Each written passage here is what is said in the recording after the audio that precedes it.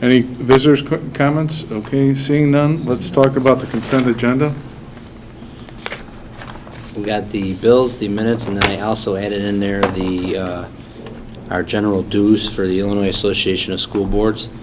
What I'm trying to do is, as we talked as a board on the last few meetings about trying to make our meetings more efficient, as I'm trying to identify items that are more of a formality, that with just a brief description in the packet, we should be able to vote on after a brief discussion at the meeting through the consent agenda.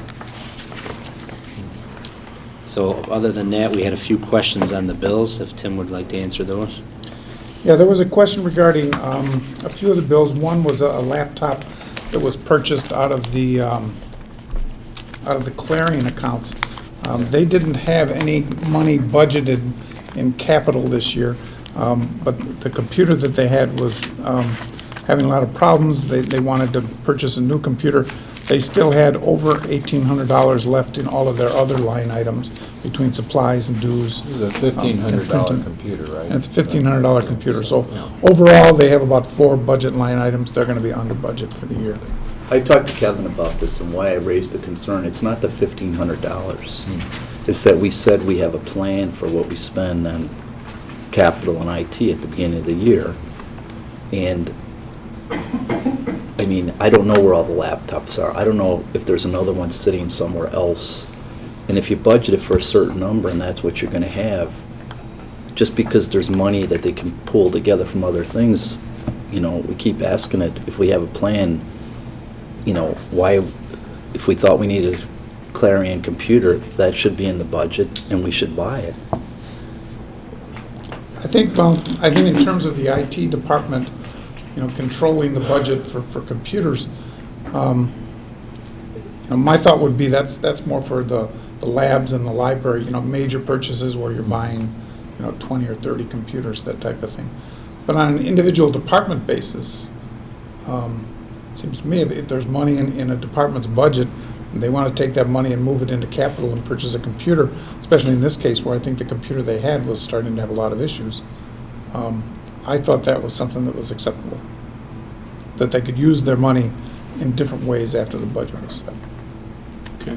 Do you think going forward, as we build our next budget, that we should maybe include capital accounts then for general departments, so that this doesn't become, I mean, or if not, is that something that, I know the board doesn't want to be doing account transfers and line item transfers, to where we could have pulled that money from these different accounts and transferred it into a capital, because that would need board action and that could create a mess in the books. Mm-hmm. Is there an easier way to do this going forward? I mean, as we could sit here in June and project that we know we're going to replace an entire lab. You know, we started to build that budget with Mike on the capital side, but I don't think we've gone as specific as to say, you know, that the laptop in this room is, you know, 3 or 4 years old, and they might need it or it might get broken this year.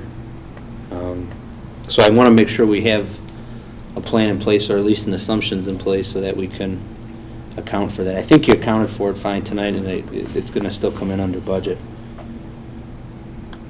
But I want to make sure, I think what Mr. Walsh is asking is just that with our general capital, you know, we should try to take, Mike, we've talked about having an age and obsolescence report for all our machines in the classrooms. Yeah, I don't know if we have that. The laptop it broke at the end of the year, and we didn't have the money in the budget to replace it, in my budget. Okay. Yeah, it seems to me that there would be unforeseen variances as just a fact of life.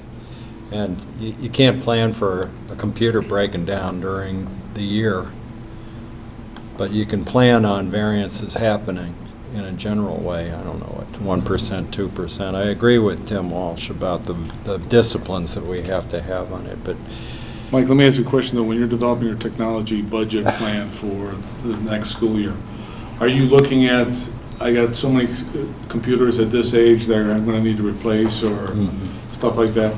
We do have a plan several years in advance of what needs to be replaced, labs, staff computers, classroom computers, things like that. And usually we fall in line with that.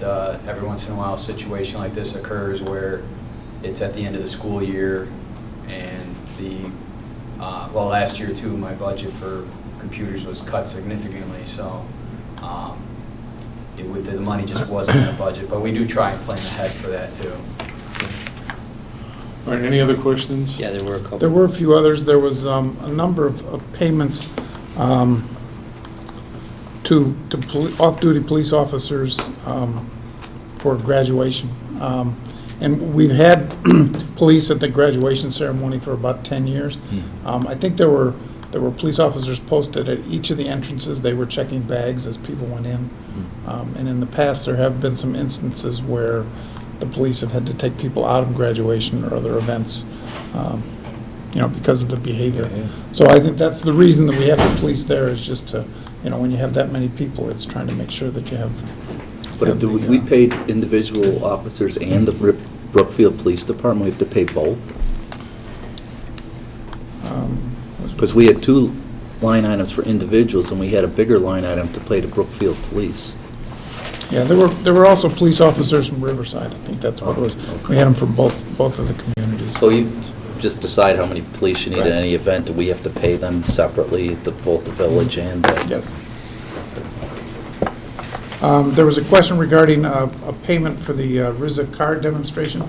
That was a fundraiser we actually had for sports, where the individual who was paid as an events coordinator for that kind of thing, and that was where RZA brought out about 4 or 5 cars, and anybody who test drove those cars, I think we received a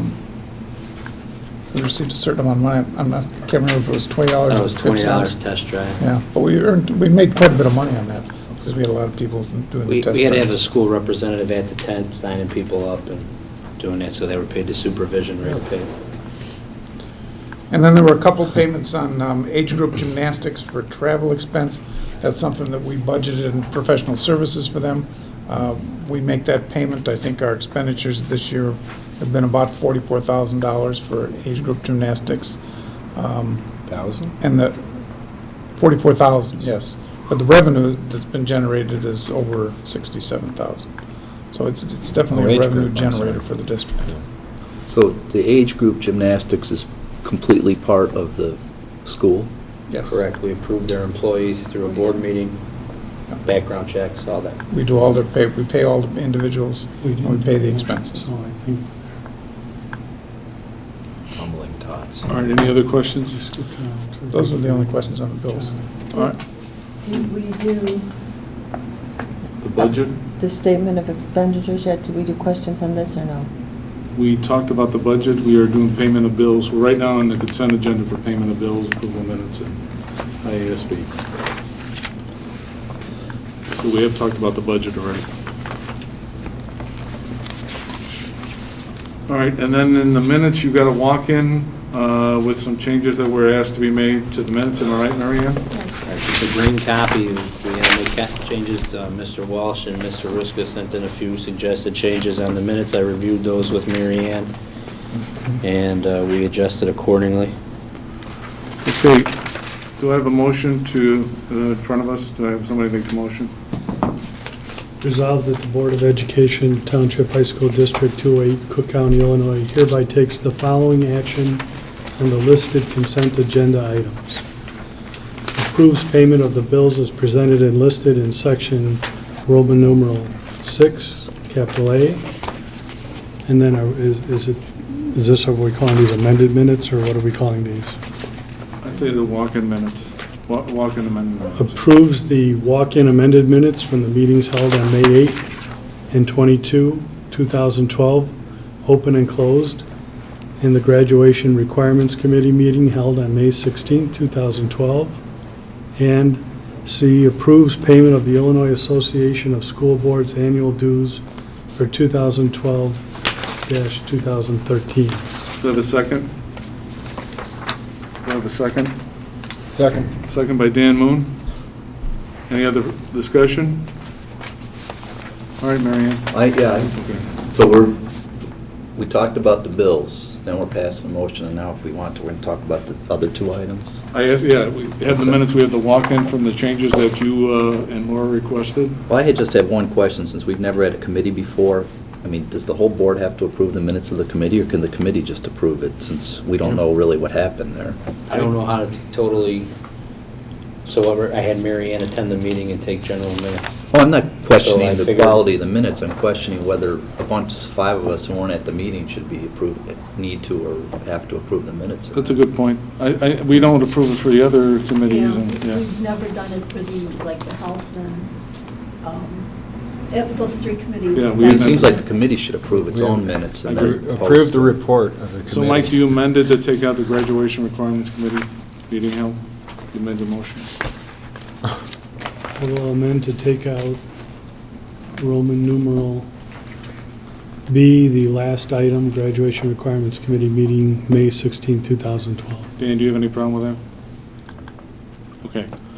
And then what? The only other question I had is on the, and I think you had explained this to us last year, or maybe somebody else did, but is there a reason that we use the old budget numbers from the IASB to calculate what we owe? Because ours would go down probably if we used a more recent standard. Deferred entity. You know, they're using like the 09-10 numbers to determine what we owe the IASB. And like it's based on your budget, et cetera. I'd have to contact them and ask them why they're using those numbers. That's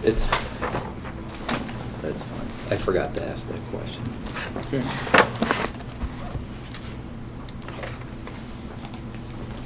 So you'll contact them and clarify?